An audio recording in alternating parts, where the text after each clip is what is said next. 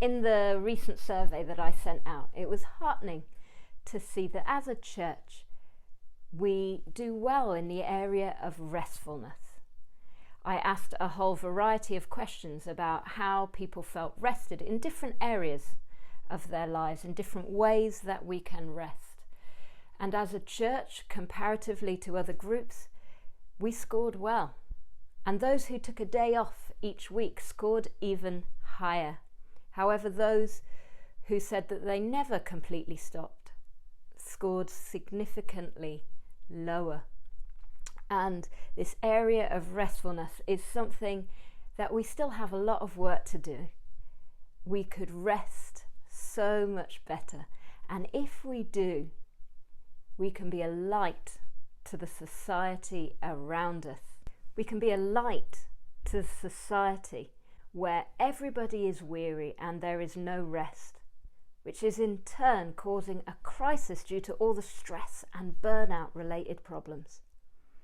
Last week, I looked at how on the Sabbath we cease from work, from productivity and from possessiveness for one day in order to reorient ourselves towards God and His values.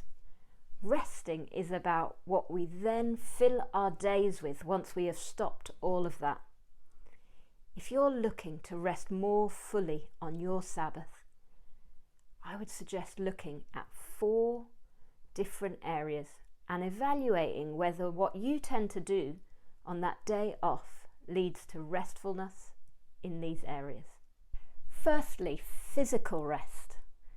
How strenuous is what you do on your day off on your body?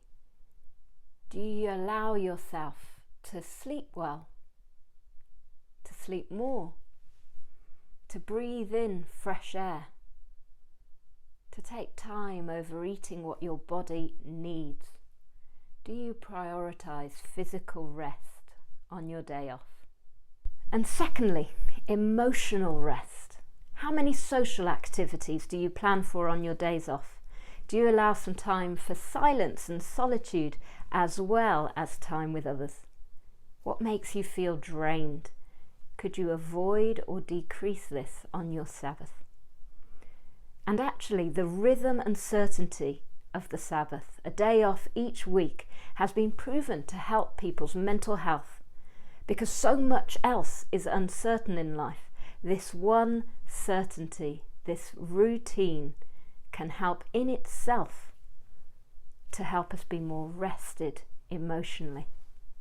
And thirdly, mental rest. Do you allow yourself to stop studying for one day in the week, to keep away from analysing the news and from intense discussions? Could you instead look at spending time meditating on Scripture?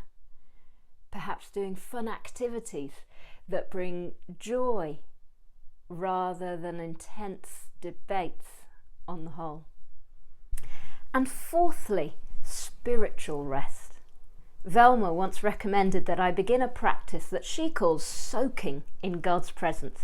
Literally just sitting there or walking, knowing God is around me, imagining Him next to me, and perhaps telling Him how I feel, with no particular agenda other than soaking in His love for me, as I would with a friend over coffee or on a walk in the park. Do you allow yourself time away from the world's demands, in a place where you're able to hear the still, small voice which heals and renews our strength as we give the day to the Lord? True rest is countercultural, but it's also biblically rooted, and Jesus Himself modelled it.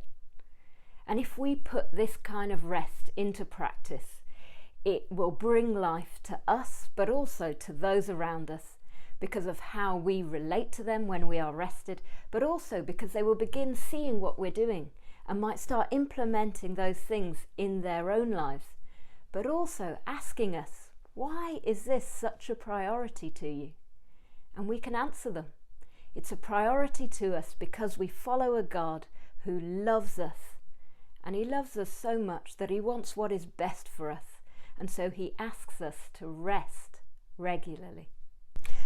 But to practice this requires enormous intentionality and communal reinforcement amid the barrage of seductive pressures from the insatiable insistences of the market, with its intrusion into every part of our life, from the family to the national budget.